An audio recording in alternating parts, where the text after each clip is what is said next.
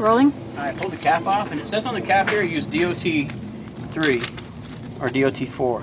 Just pour that in there until you get to the maximum line. Okay. Keep an eye on it. Make sure it doesn't go down again. You know. Because it shouldn't go through it fast. No, it should. Hopefully it doesn't have a leak. I don't see a leak, but hopefully it doesn't. But if it gets low enough, I know the Cascades with the Detroits, when they get really low, the engine won't crank. And you'll pull into a fuel island somewhere, or you'll pull in off somewhere, and you'll go to start your truck back up, and you're like, it won't even go click, click. And you're like pushing the clutch pedal, and what's going on? My truck won't start. I can't tell you how many people call me up in the middle of the night. The Cascades. Yeah. My truck won't start. My truck won't start. And I'll say, I hate to tell you this, but I know how to get it started. You need to go in there and put brake fluid in it. And I says, it's probably low, so low that it's got air in it now. Okay. I said, so what you're gonna have to do is you have to pump it. And so I'll tell them, make sure it's topped off. I said, just turn the key and it just until it cranks, and just give it 10, 15 pumps really hard and fast. And I said, yeah, that fixes it. I said, well, you got a problem. You need to go get it fixed. You need to make sure that that's not going to continue to do that. So, okay. You can't beat your clutch pedal to death like that. It's not good for it. Yeah. But I've had people, and I say, well, this is just to get you out of the fuel island. Sometimes you got to get, you got to get mean with it to make it crank because you let it run out of fluid. So when they did the DOT inspection and signed off on it, they should have. Well, if I was inspecting it, I'd have caught that. I'm not a DOT inspector. You're not a DOT inspector. I'm just checking everything. Rolling. All right, most of the times these trucks, when they've been run by a fleet, or they've been run down the roads and they were new, people don't change the oil in them like they should. Okay, we know that. The fleets will say go 30,000, 40,000 sometimes. It's ridiculous. Some people who own them, who own our operators, they'll do it 12,000 intervals or whatever.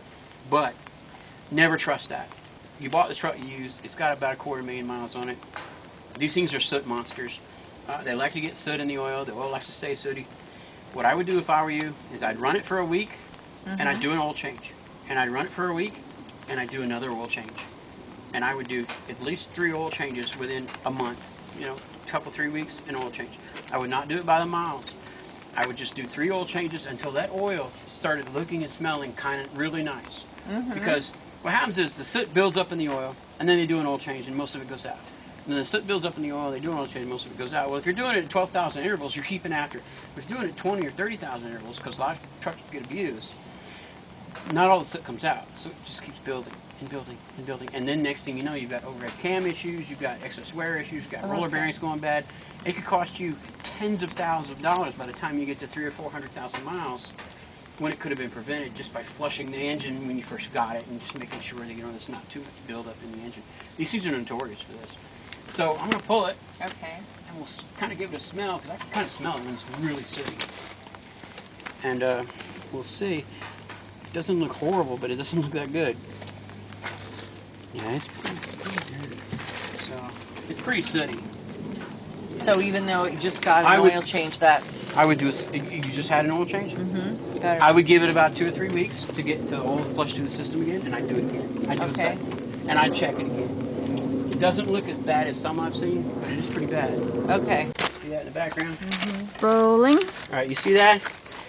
You see how yours is really sooty and mine's not too bad? Yep. I just had my oil changed recently, but you just had yours changed recently too. Yes. You see how much dirtier that is already? It shouldn't be that bad for the first 1,000 or 2 miles. It should be, it shouldn't be nearly this bad. So I would flush it. I would go a couple of weeks, or whenever you can afford it, the very next time. This is like your heart. You take care of your heart like you take care of your health. Okay. Very, very much so. You take it very seriously. So, without this, the rest doesn't go. Never let anyone power wash your engine. Okay. If you go to a truck stop or Blue Beacon or any of these places that wash your truck, never let them get up here with a hose, with the hood open on the motor. All right. I can't tell you how many people have called me over the years. Nothing but electrical problems, nothing but engine problems. And so often we find out that it's the connector here was letting water in, somebody power washing these things. And it's always the people that keep their truck the cleanest that have the most problems.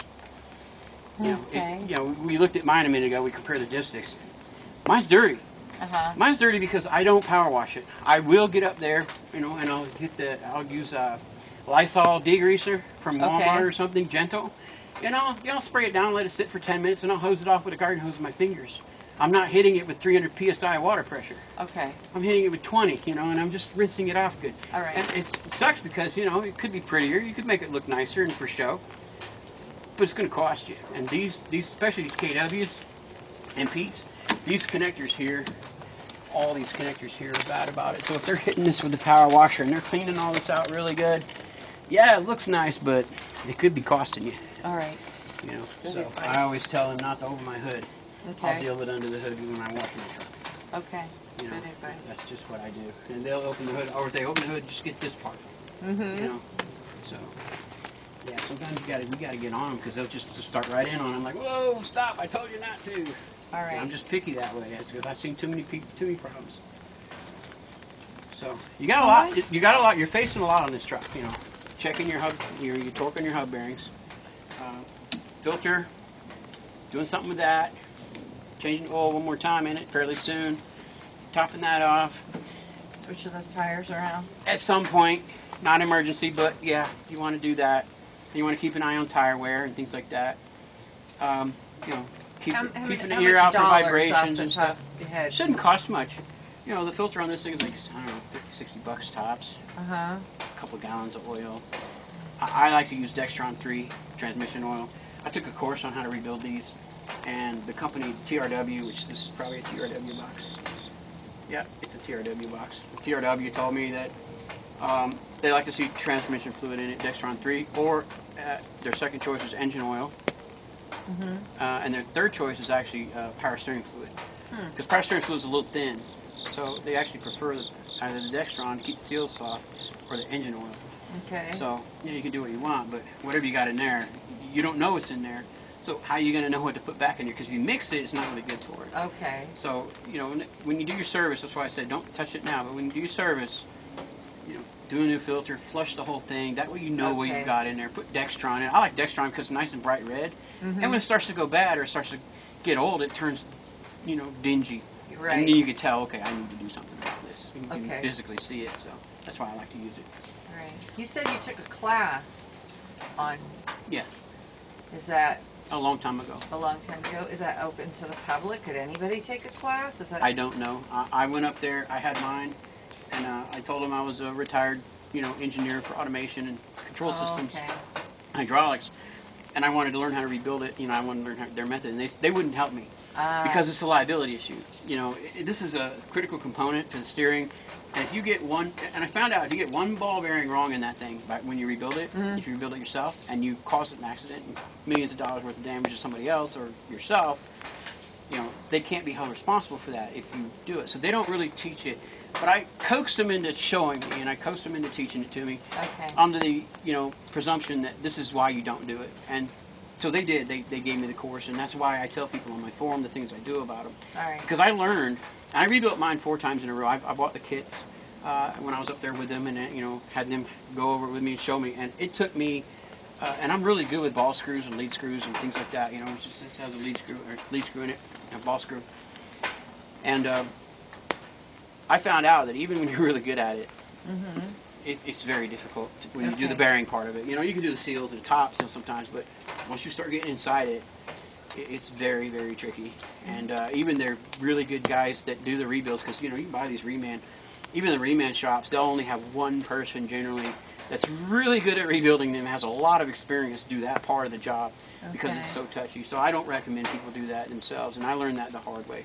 All right. Because I was just adamant about learning it, and they just finally just stopped. Because I kept going there and going there and going there and going there, and just they just refused, and all of a sudden they was like, okay, well, if you really want to know, I said, because I do, I have a forum, I got 1,000 people, I want to know the answers to these questions.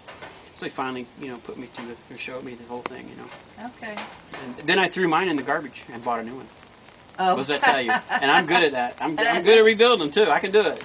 I was pretty good at it after about 3 or 4 tries. He said, "Man, you're almost a natural." I said, "Well, I've done a whole bunch of ball screw and lead screws in my day, so it was nothing new. It was just the tricks of that one." But even so, I threw. You know why I threw it away? Not because I didn't do it right or I was afraid I wouldn't do it right. It's the liability. It's simply the liability. If I were to rebuild it And it takes you. Sometimes it might take 2 weeks before it locks up. It's not something that's going to happen right away. Sometimes that's the problem with the roller part. Is sometimes it'll go a while, and then lock up. And I said to myself, I said, you know, I can rebuild it. It probably will never, you know, fail. You know, be just as good as any reman that I could buy. But if it does fail, the $1 million liability in somebody's crash, or you know, me going off a bridge and hitting a school bus full of, you know, somebody, or you know, God forbid, it creates a liability to somebody else, a real serious problem. Yeah. That's on me. But if I buy a new one or a reman, they have insurance for that. You know, that reman shop has insurance against that. The manufacturer has insurance against that. I don't. Okay. So if I buy another one, I put it on and it fails, now it can be forwarded. You know, that liability was not on me. That liability was on, you know, the people who actually put it together. Mm-hmm. And they said the insurance costs are really high because of the way these things are done. So all right. that's what I was told. All right. That's just, you know, my experience with it. Take it with a grain of salt. Maybe it was wrong. I don't know. Maybe it was just me. But you know, I try not to be the authoritative figure on anything. I try to just give what I know. Yeah. So I there's just some things appreciate I won't do. all of this knowledge that you gave me, and I know There's a lot of tests that I would do if I owned the truck. A lot of tests. I would check the charge air system. I would make sure the engine was, or this whole airflow system was in a good shape to, you know, haul freight and make its best profitability and things like that. Because any leak in the charge air is fuel mileage, any leak in this, or any loose bolts or clamps, or, you know, I don't like to be on the side of the road. We really take care of our equipment. We don't drive it hard. I'm all about fuel mileage. I'm all about taking care of the equipment above all. I'm all about saving, having to work on it. And when I do have to work on it, I try to mitigate as much as that costs myself, because when I have to pay somebody else, that's miles I had to drive. Now somebody else is getting paid for that. Mm-hmm. And I don't like it. I like to keep the money I get. I like to be able to buy a new refrigerator or stove, or, you know, make the house payments and stuff. Yeah. You know, when you make a decent profit, you don't mind paying your taxes. You really don't. We don't mind paying our taxes because we make a decent profit. Mm-hmm. So many people say, oh, I don't pay no taxes. Well, you made no profit. Really, you didn't. You didn't. Yeah. You didn't. So, you know. All right. Well, I'm going to be paying taxes this year. That's my goal. Well, your goal should be to manage all that. Your Get goal all right this now done. is to get this thing in a manageable state. Yeah. Yeah. I tell everybody on my forum, no truck gets sold because it was profitable. No truck gets sold because it was ready to go on the highway and everything was perfect. I haven't seen it yet. I've seen people say they got lucky and they ran a few months without problems, but I haven't seen it yet. I want to get on top of it right from the beginning. When I sit behind the wheel of my vehicle, I want to hold that steering wheel and go down the road and say, I know what I have. Mm-hmm. I know what this thing is, what shape it's in, what I have, and what to expect from it. Mm-hmm. I don't want to hold the steering wheel and go, I wonder. Is it going to hold up today? Is it going to break tomorrow? Am I going to have another problem? Right. You cannot run a business like this. You can't run a business where your operating equipment is unreliable, or you have to question your operating equipment. You can't run a successful business like that. The only way to run a successful business is to know your equipment, know how to maintain it, at least to a level that you're capable, or, you know, within your own confidence level, and try to grow that as much as you can so that, you know, reduce your costs, but also so that you know what you've got, and you know how to manage your business around what you have. Mm-hmm. Truck, sewing machine that builds stuff, you know, in a factory. It doesn't matter. It's all the same. It really is.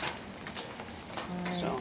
Well, I hope that I can come back sometime and you can show me how to do some small I'll help repairs. you do the $250,000 maintenance if you want to get your hands dirty, but I'm not going to do it for you. Okay. You're gonna be getting your hands dirty, but you'll be able to do it.